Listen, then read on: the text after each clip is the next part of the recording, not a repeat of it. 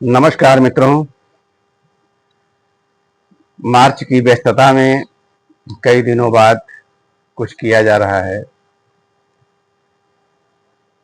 मार्च की व्यस्तता का भी एक खेल है। थोड़ा सा विचार करेंगे तो यह सोचना पड़ेगा कि आखिर मार्च महीने में ही सारे वित्तीय कार्यों का लेखा जोखा रखना, सारी संस्थाओं का पूरा ब्यौरा साफ करना, यह परंपरा क्यों बना दी गई। हमारे देश से हमको काटने के लिए, हमारी परंपराओं से, हमारी सभ्यता संस्कृति से हमको काटने के लिए अंग्रेजों द्वारा, उसके बाद उसी परंपरा में कांग्रेस द्वारा ढेरों कार्य किए गए। उसी में एक काम ये भी है। इस मार्च के महीने में ही सबसे बड़ा त्योहार होली आता है। इसके बाद हमारा पूजा अर्चना का कार्यक्रम जो सर्वाधिक गंभीर होता है साल में, नवरात्र का, वो भी लगभग इसी मार्च महीने में चलता है। इसी में भारतीय नव वर्ष या नव संवत्सर का भी आरंभ होता है। यानी जिस महीने के आसपास, जिस महीने में या उसके आसपास भारतीयता को जागृत होने का, भारतीयता से जुड़ने का, अपनी मिट्टी से जुड़ने का सबसे ज्यादा योग बनता है हमारी परंपरा के अनुसार, उसी महीने को इतना व्यस्त बना दो कि किसी को अपनी जमीन से जुड़ने का, अपनी परंपराओं से जुड़ने का, अपने त्योहारों को मनाने का कायदे से होश ही न रहे। ऐसे ही ढेरों बातें हैं, अगर आप गौर करेंगे तो समझ में आएगा। आज बात हम फिर कर रहे हैं देशभक्ति की, और इसमें कई सवाल हैं कि हम कितना देशभक्त हैं, और इसके लिए जरूरी होगा जानना कि हम देश को कितना समझते हैं। आइए आज की कविता में इन्हीं बातों से सामना करते हैं। अभी हमें कुछ नहीं कहना है, अभी हमें कुछ नहीं कहना है। भाई कसाई मित्र शत्रु कुछ नहीं समझना है। भाई कसाई मित्र शत्रु कुछ नहीं समझना है। अभी हमें अपने आप को जांचना है।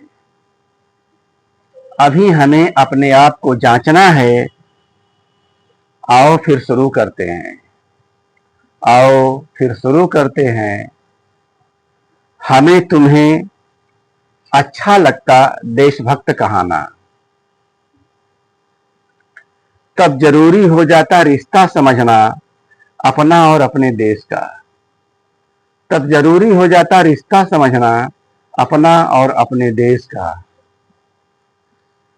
तब जरूरी हो जाता देश का अर्थ जानना। अब देखना देश का अर्थ साफ हुआ क्या। अब देखना देश का अर्थ साफ हुआ क्या। देश के एक अंग ने कुछ पूछा क्या। देश के एक अंग ने कुछ पूछा क्या।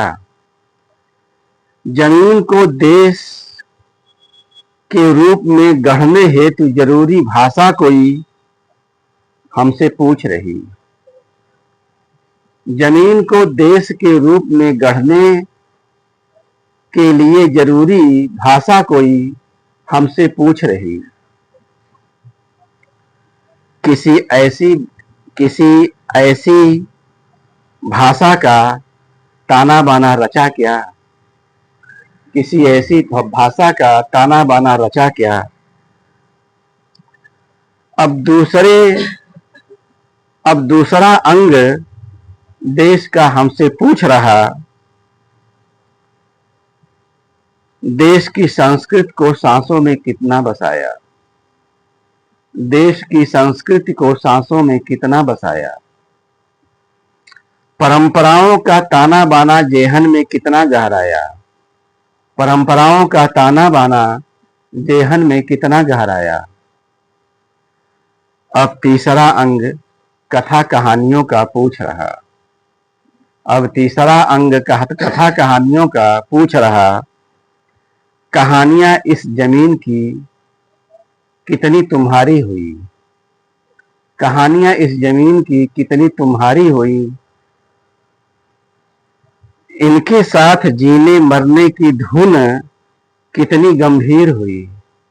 इनके साथ जीने मरने की धुन कितनी गंभीर हुई। चौथा अंग देश के महापुरुषों का वाकया। चौथा अंग देश के महापुरुषों का वाकया। क्या यह हमारे सामने साफ रहा। क्या यह हमारे सामने साफ रहा। कहीं खलनायक ही नायक तो नहीं बन गया। कहीं खलनायक ही नायक तो नहीं बन गया। कहीं असली नायकों को गायब तो नहीं कर दिया गया। कहीं असली नायकों को गायब तो नहीं कर दिया गया। खैर छोड़ो इतना लंबा फलसफा। खैर छोड़ो इतना लंबा फलसफा। जमीन हमारी हमसे कह रही गांठ बांधो बस इतनी ही।